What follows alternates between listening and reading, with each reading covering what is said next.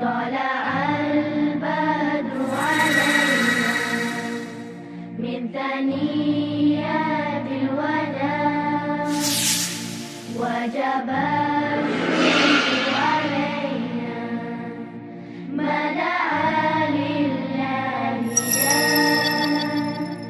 ما دعا لله.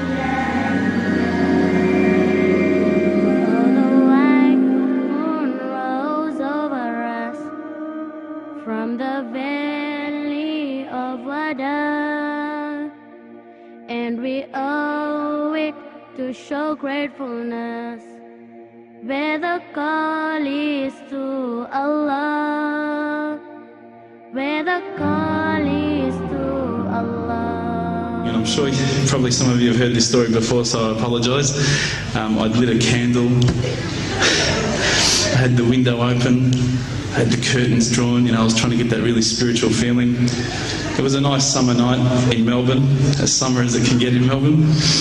And I was sitting there thinking, this is it, this is the night. I'd been, investigating all the spiritual proofs, all the scientific proofs about the fact that the mountains are the pegs, about, how the embryo develops inside, the woman, all these amazing proofs, but I still needed that little push. It's like I was on the edge of a cliff, I was ready to jump, I just needed a push. So I was sitting there, it was very quiet. I was reading Quran, I stopped. I said, Allah, this is my moment. This is the time I'm about to jump into Islam. All I need is just a sign. Just a little sign, nothing huge, maybe a bolt of lightning.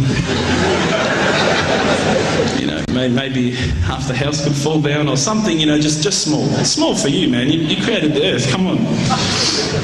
So I sat there. I was waiting for the candle to start lighting up to 4 metres high like in the movies. And I go, okay, go. And subhanAllah, nothing. Absolutely nothing happened. I was really disappointed, to be honest. So I sat there and I said, Allah, this is your chance. I'm here. I'm not going nowhere. I'll give you another chance. Okay, maybe you were busy. I know it's daytime over the other side of the world. There's a whole lot of stuff going on. Maybe this time it could just be like a car backfiring. Something small. All right, half the house, the candle. Let's forget that. A bird could fart outside. I don't care. Just anything. So I said, okay, go. And subhanAllah, absolutely nothing happened. And I mean, I couldn't have even said, oh, that was it. That creep just then in the wall, that was it. Absolutely nothing happened. I was really disappointed. I was gutted. I was sitting there thinking, this is it, this was my last chance, Islam, and I haven't found it. I pulled back the Quran, I turned back to where I was reading. SubhanAllah, the very next verse on the next page, for those of you who ask for signs, have we not shown you enough already? Look around you, look at the stars, look at the sun, look at water. These are the signs for the people of knowledge. SubhanAllah.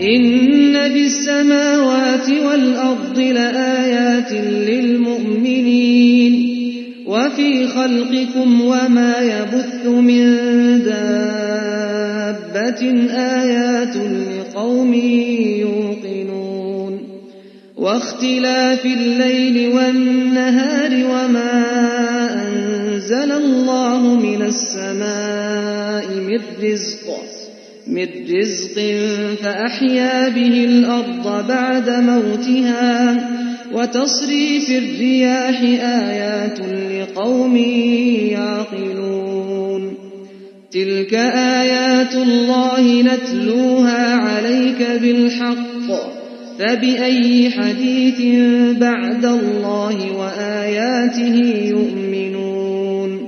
Although white moon rose over us from the valley. I threw the doona over my head and I pretended I was asleep. I was that scared because I couldn't believe how arrogant I'd been to want my own specific sign when all the signs had been there for me all along. The fact that we have this world, the fact that there is this creation, these are the signs for all of us. The next day I decided this is it, I'm becoming a Muslim. I've been investigating Islam now for probably about 6 months, to be honest. I went in and I said to myself, this is it, I'm going to make shahada. I had no idea what I had to say, I had no idea what the words were. It was probably close to Isha prayer, so it would have been, 7, 8 o'clock at night. I went in and I couldn't believe it. There was about 1,000 people at the mosque. I thought, subhanAllah, look at this religion. Look at how strong they are. It was the first night of Ramadan.